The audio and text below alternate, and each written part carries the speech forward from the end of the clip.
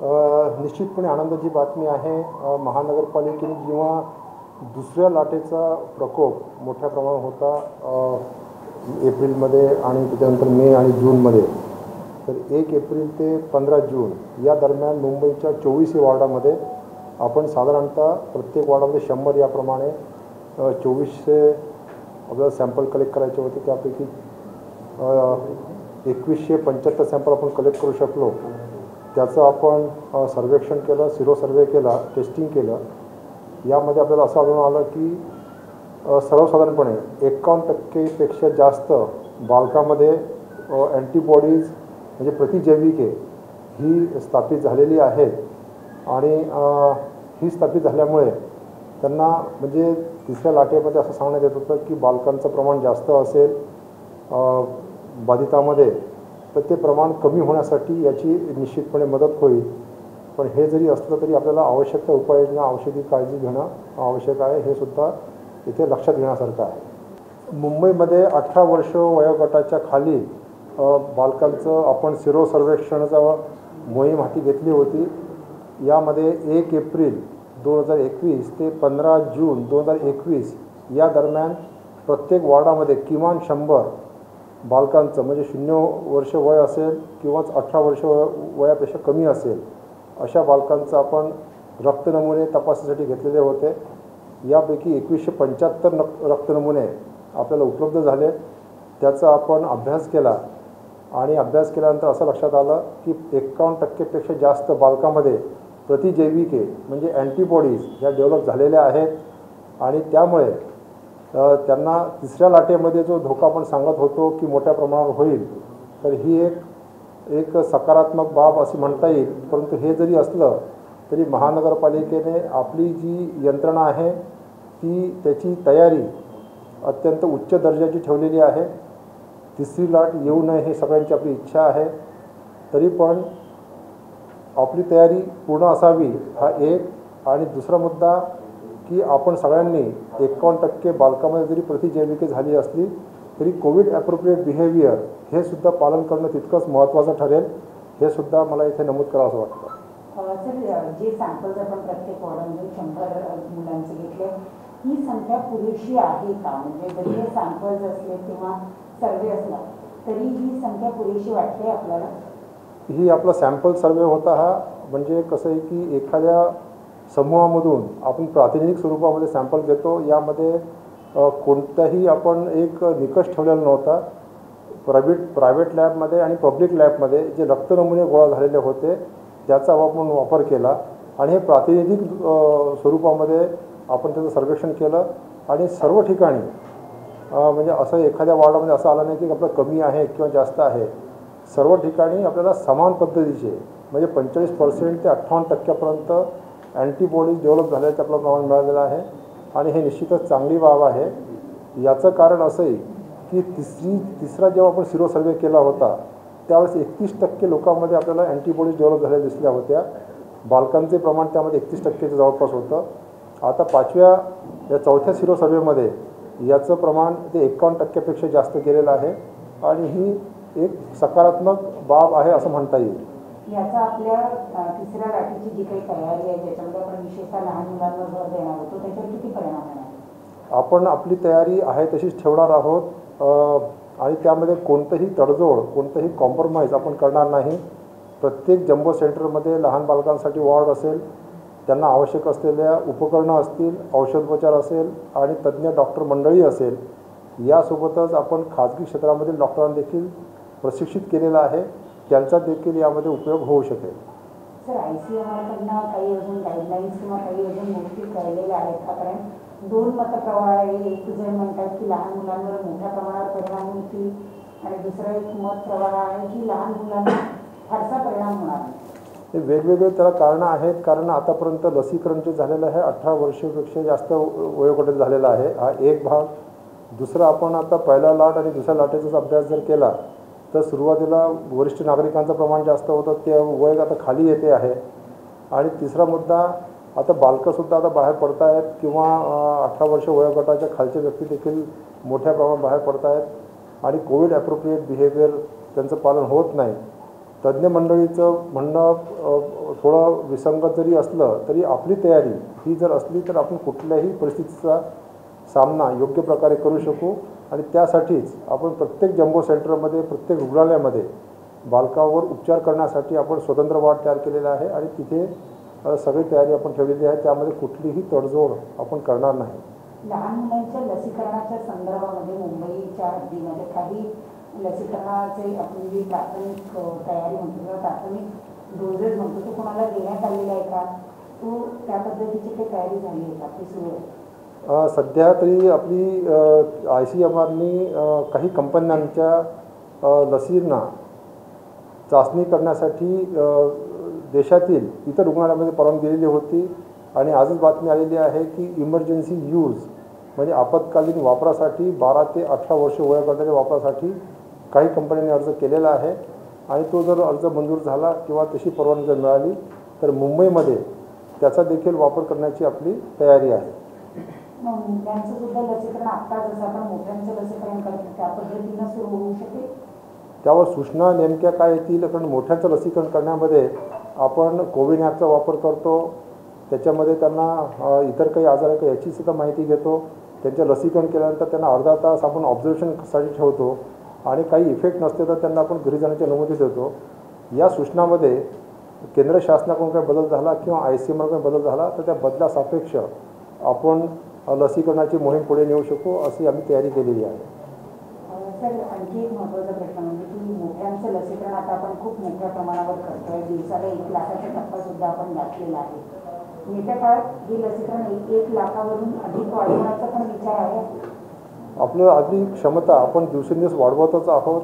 आपल्याकडं मागच्या काही दिवसापूर्वी आपण 1.5 लाख लसीकरण आपण केलं होतं. ती क्षमता देखील आपली आहे.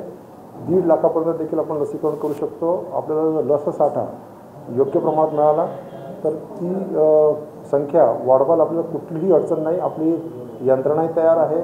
लसीकरण करणारे जे पथकं लागतात ते सुद्धा तयार आहेत. व्यवस्था देखील आहे. आणि कोल्ड चेनसुद्धा आपण किंवा स्टोरेज करण्याची जी व्यवस्था आहे ती सुद्धा आपण तयार ठेवलेली आहे. सर, वेगवेगळे कोरोनाच्या काळाचे वेगवेगळे प्रकार जे आहेत समोर असतात. डेल्टा प्लस हा एक प्रकार नवीन समोर आलेला आहे. हे सगळे प्रकार जे आहेत किंवा हे विषाणूचे प्रकार जे आहेत ते समजता यावे यासाठी मुंबई महापालिका कस्तुरबा रुग्णालयात एक मशीन जे आहे ती खरेदी करून आणणार आहे. काय नेमकं त्या मशीनचं काम असेल, किती रुपयाला असेल आणि कधीपासून हे सगळं सुरू? सध्या आपण जे विषाणू आहे त्याचं योग्य विश्लेषण करण्यासाठी जिनोम सिक्वेन्सिंग लॅब फक्त भारतामध्ये मोजक्याच ठिकाणी आहे. महाराष्ट्रामध्ये पुण्याला जी केंद्र शासनाची संस्था आहे NIV पुणे किंवा NCDC पुणे इथे उपलब्ध आहे. आणि त्यामध्ये त्यांच्यावर पूर्ण भारताचा भार असल्यामुळे रिझल्ट मिळण्यासाठी आपल्याला थोडासा वेळ थांबावं लागतं. ते होऊ नये म्हणून आपण कस्तुरबा रुग्णालयामध्ये एक जिनोम सिक्वेन्सिंग लॅब आपण तयार करतो आहे. आजपासून 2 आठवड्यामध्ये ती लॅब अस्तित्वात येईल आणि तिथे प्रत्यक्ष चाचण्यास सुरुवात होईल असे आमचे प्रयत्न आहेत. आणि यामध्ये अमेरिकेकडून आम्ही मशीन मागवलेली आहे. ती सुद्धा 3-4 दिवसामध्ये इथे पोहोचेल. त्याचं स्थापित करण्यासाठी जे इन्फ्रास्ट्रक्चर लागेल आपल्याला ते सुद्धा तयार आहे. आणि टेस्ट रन करावं लागेल सुरुवातीला आपल्याला 1-2 दिवस. ते टेस्ट रन केल्यानंतर मग ती सर्वसाधारणपणे आपल्या या COVID-19 किंवा कोरोना या विषाणूचं विश्लेषण करण्यासाठी उपयोगी पडेल. मग तो अल्फा आहे, बीटा आहे किंवा डेल्टा आहे किंवा डेल्टा प्लस आहे किंवा भविष्यामध्ये आणखी त्याचं काही म्युटेशन झालं तर तीसुद्धा शोधण्याची याच्यावर सुविधा असेल. आणि आपल्या त्या योगे आपल्याला निकाल जो आहे 2 ते 3 दिवसांमध्ये मिळू शकेल. आणि आपल्याला तातडीने सुधारणा करण्यासाठी किंवा आपलं ट्रीटमेंट प्रोटोकॉल बदलण्यासाठी किंवा आपलं प्रिव्हेंटिव्ह मेजर घेण्यासाठी त्याचा उपयोग होऊ शकेल. आणि म्हणून ती आपण इथे स्थापित करण्याचा निर्णय घेतलेला आहे. सर, आता डेल्टाच्या नंतर डेल्टा प्लस येणार आहे आणि डेल्टा प्लस जो येतो आहे हा किती प्रभावी असेल आणि मुंबईकडे जे नागरिक आहेत त्याच्यावर त्याचा किती प्रभाव असेल? डेल्टा प्लसचा 1 रुग्ण आपल्याला आढळलेला आहे. 2 रुग्ण होते आपल्याकडे. 1 रुग्ण ठाण्याचा निघाला आणि 1 रुग्ण मुंबईचा आहे. ते दुरुस्त झालेले आहेत. आणि त्यांच्यापासून फार लोकांना संसर्ग झाला असं नाही.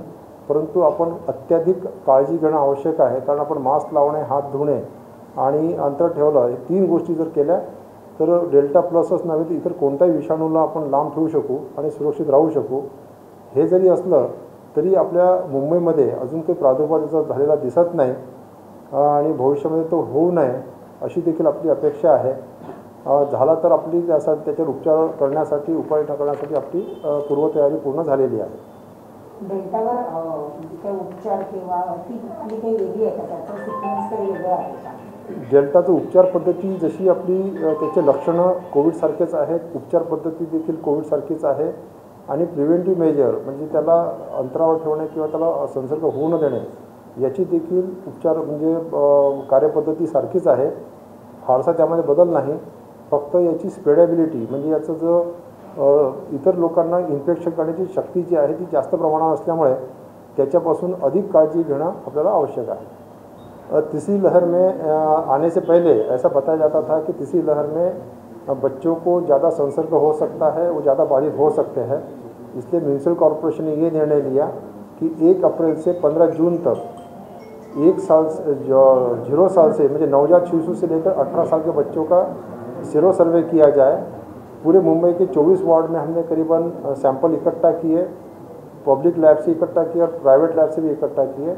उसका विश्लेषण किया. विश्लेषण में हमको ये पाया गया कि 51% से ज़्यादा बच्चों में ये कोविड लड़ने के लिए जो एंटीबॉडीज़ लगती है वो पाई गई है और ये अच्छी बात है.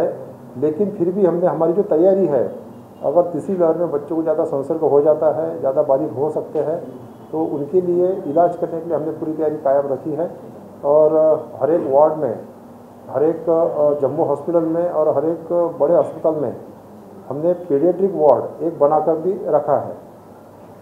ये एंटीबॉडीज किस प्रकार की मानी जा सकती है? क्या कोविड होके जा चुका है ये या एक नेचुरल इम्यूनिटी को कैसे किस प्रकार? दोनों भी बातें उसमें हो सकती है. या तो आप कोविड के कुछ वायरल लोड को आप एक्सपोज हुए हो या आपकी खुद की इम्यूनिटी भी आपको आपने डेवलप कर ली हो, खुद ब खुद बच्चों ने डेवलप कर ली हो. दोनों भी उसमें ऑप्शंस हो सकते हैं, दोनों भी रास्ते हो सकते हैं.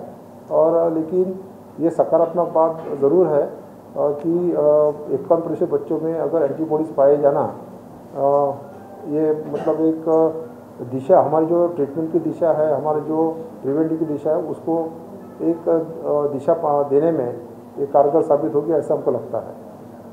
बच्चों के लिए कोविड वैक्सीनेशन कब तक उपलब्ध होगा, इसके लिए कोई टाइम होगी? अभी तक तो फिलहाल ऐसा कोई निर्देश ICMR से या केंद्र शासन से हमको मिला नहीं है. लेकिन जब भी मिलेगा हमने हमारी तैयारी रखी है. जो मैंने बड़े 18 साल से ऊपर वाले व्यक्तियों के लिए जो सेंटर हमने रखे हैं उसमें बढ़ोतरी करके या उसमें अलग सेक्शन बनाकर भी हम 12 साल से 18 साल तक या जिसको भी अनुमति मिलेगी उस ग्रुप के लिए हम ज़रूर वैक्सीनेशन करने का इस्तेमाल कर सकेंगे.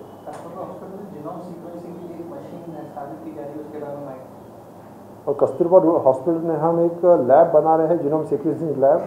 उसके लिए जो इक्विपमेंट लगते हैं, जो इंफ्रास्ट्रक्चर लगता है, जो मैन पावर लगता है, उसकी तैयारी हो चुकी है. और इक्विपमेंट हमने इंपोर्ट किया है. हो सकता है कि अगले 3-4 दिनों में वो आ जाए. उसके बाद में ट्रायल रन होगा, उसका टेस्ट रन होगा और उसके बाद में जनता के सेवा में हम उसको बहाल करेंगे. और आज का जो हमारा समय है जीनोम सीक्वेंसिंग का रिज़ल्ट मिलने का, जो कभी कभी महीना 2 महीने भी लग जाते हैं, तो वो 2 दिन पर या 3 दिन पर आ जाएगा. ताकि हमको हमारी जो प्रिवेंटिव मेजर्स है, हमारा ट्रीटमेंट प्रोटोकॉल है और हमारा मैनेजमेंट है, उसमें हमको कुछ सुधार करना है, कुछ बदलाव करना है, वो करने में भी हमको आसानी होगी. सर, बीएमसी ने एक और सर्वे किया जिसमें 2,90,000 जो कोविड के मरीज थे उनमें सर्वे किया गया और निकल के आया कि जिनने इनमें से 1 डोज लिया हुआ कोविड का केवल 10,500 लोगों को कोविड हुआ. जिन्होंने दोनों डोज लिया हुआ उसमें केवल 26 लोगों को कोविड हुआ. क्या ये पूरा? हाँ, ये बात सही है कि करीबन दूसरी लहर में करीबन 3,96,000 लोग बाधित पाए गए थे. और 3,96,000 में से कितने लोगों को कोविड हुआ है पहले डोज के बाद में और दूसरे डोज के बाद में हमने किया, तो संख्या बहुत कम है. जैसा भी आपने कहा कि 26 दोनों डोज लेने के बाद में केवल 26 लोगों को बाधित पाए गए हैं.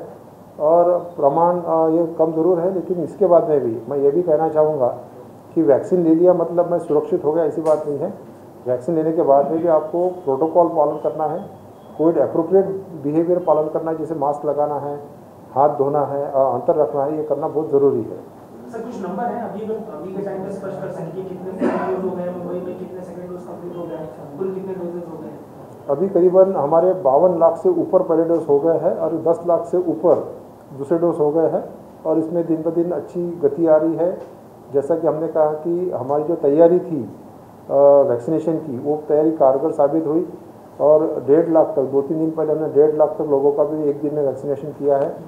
और अगर हमको उचित मात्रा में वैक्सीन मिलती है तो निश्चित रूप से 1 लाख, 1.5 लाख, 2 लाख तक भी हम जा सकते हैं, वैसी हमारी तयारी है। दुसऱ्या लाटेमध्ये साधारणतः 4.25 ते 4 लाख लोकांना हा संसर्ग झालेला होता। त्या संसर्गापैकी काही लोकांनी डोसेस घेतलेले होते। त्या पहिला डोस घेतलेले जवळपास 10,500 लोकांना याचा संसर्ग झाला, म्हणजे 2.66% त्याची टक्केवारी होते। आणि दुसरा डोस घेतलेल्या फक्त 26 लोकांना हा संसर्ग झालेला आहे आणि हे प्रमाण देखील अत्यंत नियंत्रणामध्ये आहे। जसं केंद्राचे किंवा जगाचे जे मापदंड आहेत त्या मापदंडाच्या आतमध्येच हा प्रकार आहे। याबाबत मी एक सांगू इच्छेन की आपण लस घेतली म्हणजे आपण पूर्णपणे सुरक्षित झालो असं समजू नये। आपल्याला कोविड ॲप्रोप्रिएट बिहेवियर म्हणजे मास्क लावणे, हात धुणे आणि सामाजिक अंतर ठेवणे आवश्यकच आहे। नाहीतर आपण देखील या 26 लोकांपैकी किंवा 10,500 लोकांपैकी एक असू, इथे होऊ नये म्हणून आपण कोविड ॲप्रोप्रिएट बिहेवियरचं अत्यंत जबाबदारीनं पालन केलंच पाहिजे। त्यासाठी आमचं अपना सराहना आह्वान है। उसमें हमने हर वार्ड में से करीब 100 बच्चों का सैंपल इकट्ठा करने का टारगेट रखा था और 100 बच्चों में से करीबन 24 वार्ड है तो 24 सैंपल के बदले में हमको 2,176 सैंपल हमको मिले। और हमने जो पब्लिक लेबोरेटरीज़ है, प्राइवेट लेबोरेटरीज़ है, हर एक वार्ड में वहाँ से हमने सैंपल इकट्ठा किए। इकट्ठा करने के बाद में उसका एनालिसिस किया और एनालिसिस करने के बाद में हमको काफ़ी अच्छे रिजल्ट मिले हैं, वो आपके साथ हम साझा कर रहे हैं। 2400 में से 2176